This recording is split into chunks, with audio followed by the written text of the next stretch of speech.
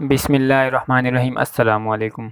आप देख रहे हैं ज़का अकेडमी यूट्यूब चैनल और आज मैं आपको बताने वाला हूं आईएसएसबी के फ़र्स्ट डे के बारे में, जो कि फ़ॉर्म फिलिंग का होता है। कैसे आप फ़ॉर्म फिल कर सकते हैं और कौन कौन से उसमें आपने कौन कौन सी चीज़ें फ़िल करनी होती हैं, ये सब आपको मैं इस वीडियो में बताऊंगा। इससे पहले मैंने वीडियो बनाई थी व्हाट इज़ आईएसएसबी है क्या, उसमें डेज़ रूटीन ये मैंने सब बताया था, तो आप ये वाली वीडियोज़ भी देख सकते हैं। ठीक है, चलिए अपनी वीडियो की तरफ चलते हैं। सबसे पहले आईएसएसबी में जो फर्स्ट डे होता है उसमें फॉर्म फिलिंग होती है और ये बहुत ही इम्पोर्टेंट एक फॉर्म फिल आपने करना होता है, जो कि आपसे साइकोलॉजिस्ट आके करवाता है। और उसके अलावा दो तीन और फॉर्म भी होते हैं, वो भी आपने पहले दिन में आपने फ़िल करने होते हैं। इसमें जो इंफॉर्मेशन आप लिखते हैं उसी इंफॉर्मेशन से आगे आपके सवालात होते हैं। जीटीओ हो, चाहे साइकोलॉजिस्ट हो, चाहे डिप्टी प्रेसिडेंट हो, उन फॉर्म की ही मदद से, जो आपने फॉर्म लिखा होता है उसकी मदद से ही वो आगे आपसे सवाल करते हैं। अगर आपने उधर फॉर्म में सही लिखा हुआ है और आप जवाब भी वही दे रहे हैं जो आपने लिखा हुआ है, तो ये अच्छा इंप्रेशन जाएगा। अगर आपने फॉर्म में कुछ और लिखा हो और जवाब कुछ और दे रहे हो, तो ये अच्छा इंप्रेशन नहीं जाता और वो कहते हैं कि इसको तो पता ही नहीं है, ये लिख कुछ रहा है और बता कुछ रहा है। तो सबसे पहले इसमें इन फॉर्म्स में आपको अपनी पर्सनल इन्फॉर्मेशन देनी होती है। आपने अपना एजुकेशनल बैकग्राउंड बताना होता है, फैमिली इन्फॉर्मेशन, फैमिली बैकग्राउंड बताना होता है। और उसके बाद hobbies, interest, games, medical fitness और इंसिडेंट ऑफ लाइफ, जो भी वो आपको दें। इस वीडियो में मैं इन तमाम को तफसील से आपको बताऊंगा। तो सबसे पहले अगर बायोडाटा फॉर्म की बात करें तो आपने अपनी हाइट लिखनी होती है। आपकी हाइट क्या है? हाइट आप सेंटीमीटर में लिख दें या फीट में लिख दें, इससे इससे कोई गर्ज नहीं होती।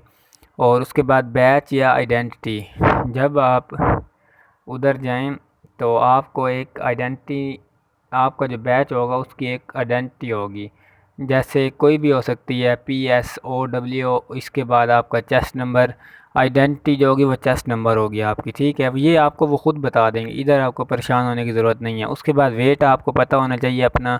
उसके बाद कोर्स कौन सा चल रहा है, PMA 146 है, 147 है, 148 है, 149 या PMA 140, जो भी आपका कोर्स चल रहा हो वो आपने यहाँ पे लिख देना है। उसके बाद आइडेंटिफिकेशन मार्क, कोई भी आपका अगर अलामती निशान है तो वो आप यहाँ लिख सकते हैं। उसके बाद आपने उस दिन की डेट लिख देनी है, जो आप जिस दिन आप ये फॉर्म फिल कर रहे हो। ठीक है,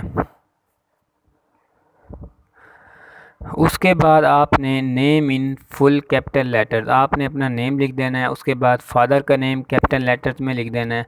उसके बाद योर डेट ऑफ बर्थ, अपनी डेट ऑफ बर्थ लिख देनी है। और उसके बाद एज, ईयर्स, मंथ, मतलब आपने ईयर्स में भी लिखनी है, मंथ में भी लिखनी है और डेज में।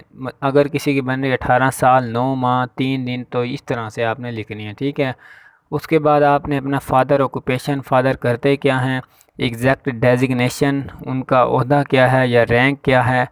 अगर आर्म फोर्सेस में हैं तो उनका रैंक होगा, अगर रैंक आर्म फोर्सेस में नहीं है तो आप कोई भी लिख सकते हो, आपके शॉपकीपर हैं या कुछ भी हैं। ठीक है, उसके बाद फादर की इनकम कितनी है, इनकम के बाद टोटल फैमिली इनकम कितनी है। अगर कोई किसी की वालदा वगैरह या कोई भाई बहन कुछ भी कोई अर्निंग करते हैं तो यहाँ आपने टोटल अर्निंग लिख देनी है। ठीक है, उसके बाद फादर की क्वालिफ़िकेशन क्या है ये आपने लिख देनी है।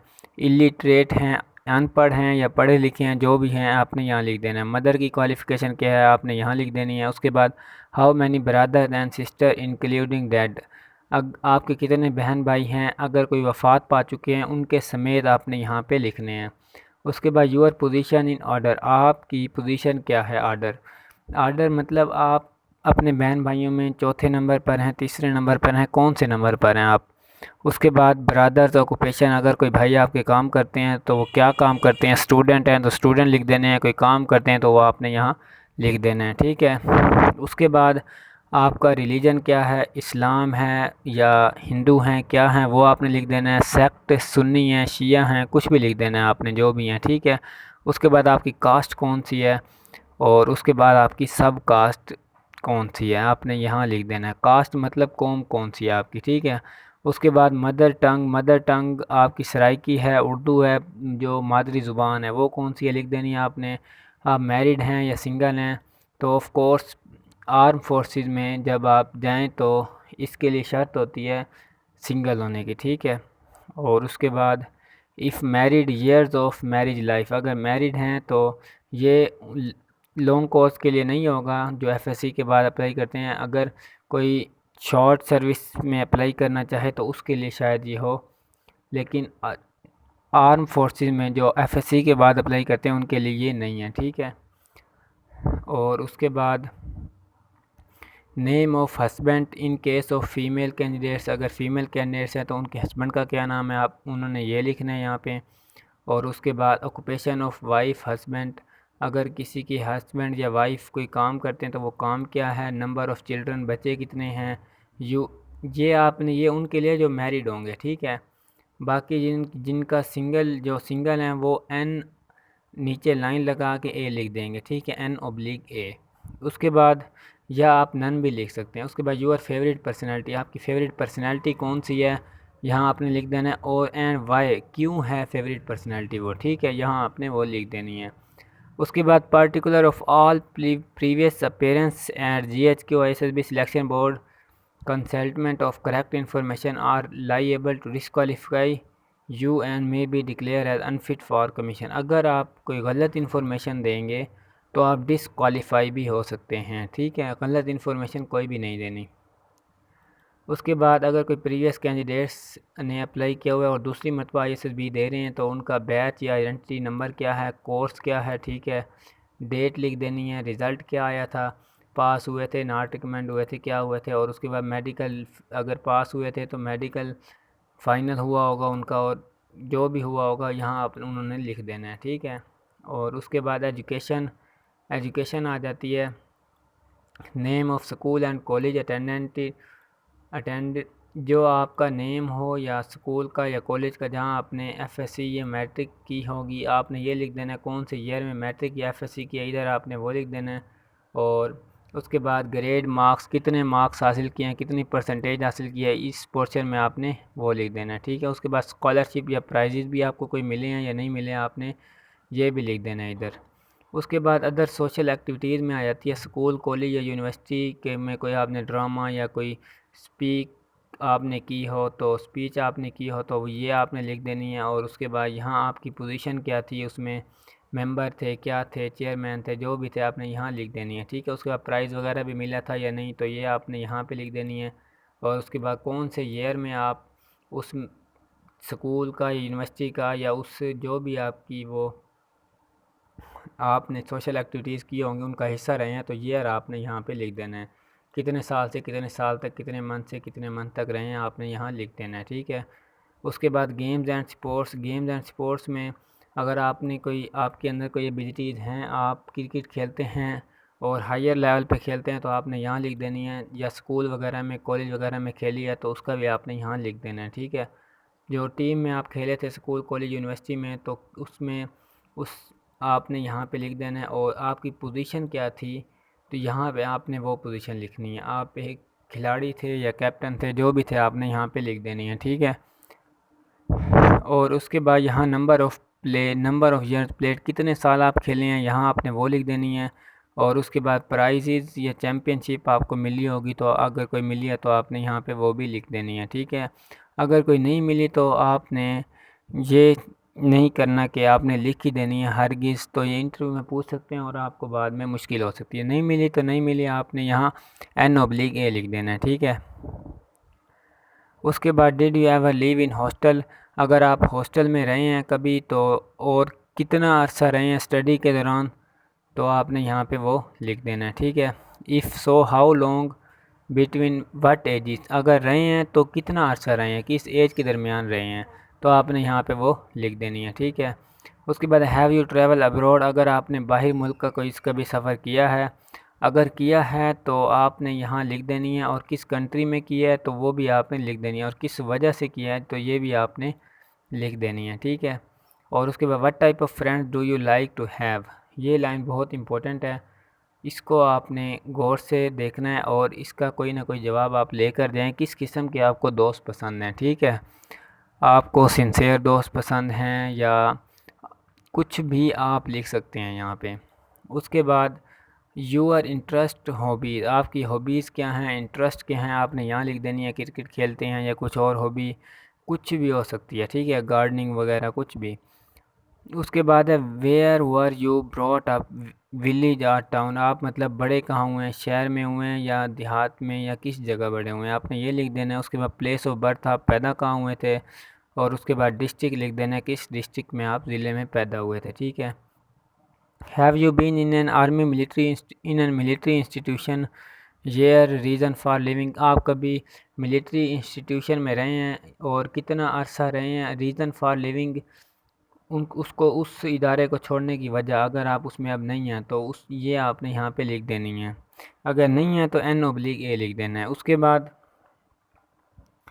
Were U A member of NCC, जांबाज फोर्स, फ्लाइंग कब, स्काउटिंग वगैरह, अगर आप इनके मेंबर थे तो आपने यहाँ पे लिख देना है। और अगर थे तो हाउ लॉन्ग, कितने अरसे के लिए थे, एंड यूर डिस्टिंक्शन थी, क्या थी आपकी, वो भी आपने यहाँ पे लिख देनी है, ठीक है। उसके बाद है age of father if alive, अगर आपके अबू ज़िंदा हैं तो उनकी एज क्या है, यहाँ पे लिख देनी है। इफ़ डेड, अगर वफ़ात पा चुके हैं तो उनकी एज क्या थी, एट वट एज, किस एज में वफ़ात पाई है, ठीक है, तो आपने वो यहाँ लिख देनी है। उसके बाद age of mother if alive, अगर माँ ज़िंदा हैं तो वो यहाँ लिख देनी है उसकी एज, और अगर वफ़ात पाई है तो कब वफ़ात पाई थी आपने यहाँ लिख देनी है, ठीक है।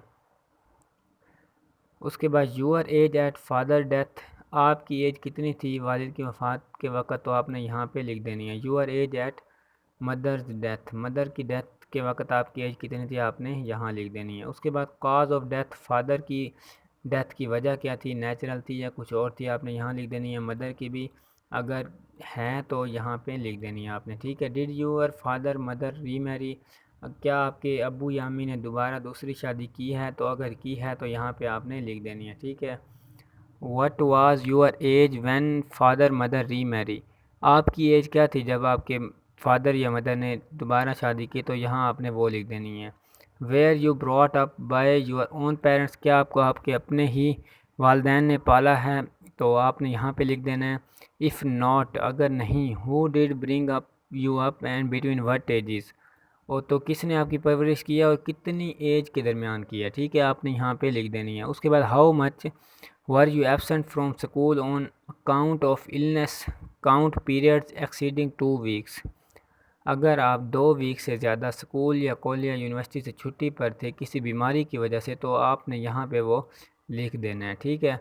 What surgical operation you have undergone, अगर आपको कोई ऑपरेशन हुआ है, सर्जिकल ऑपरेशन हुआ है, तो आपने यहाँ पे वो भी लिख देना है। अगर नहीं हुआ तो N/A लिख देना है, ठीक है।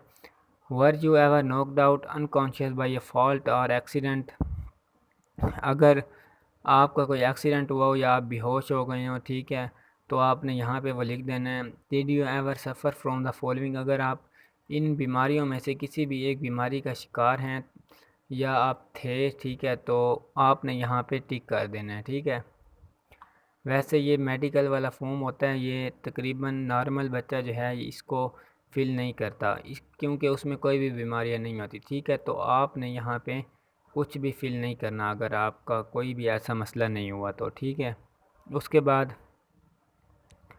List your brother sister including yourself from oldest to youngest, ठीक है, बड़े से छोटे का आपने लिखना है, बहन भाइयों की तरतीब यहाँ पर, और B for brother and S for sister and X for yourself, अगर भाई बड़ा है तो पहले बी लिखेंगे, उसके बाद एज लिखेंगे उसकी, और उसके बाद उसका ऑक्यूपेशन लिखेंगे, स्टूडेंट हैं या कोई जॉब कर रहे हैं यहाँ पे, ठीक है। अगर सिस्टर हैं पहले तो एस लिखेंगे, और उसके बाद उसकी एज लिखेंगे और उसका ऑक्यूपेशन वो कर क्या रही है, ठीक है। तो ये आपने लिख देनी है। अगर जब आपका नंबर है तो आपने एक्स लिखना है अपनी जगह पर, और एज लिखनी है अपनी, और ऑक्यूपेशन लिखना है, आप स्टूडेंट हैं या क्या हैं, ठीक है।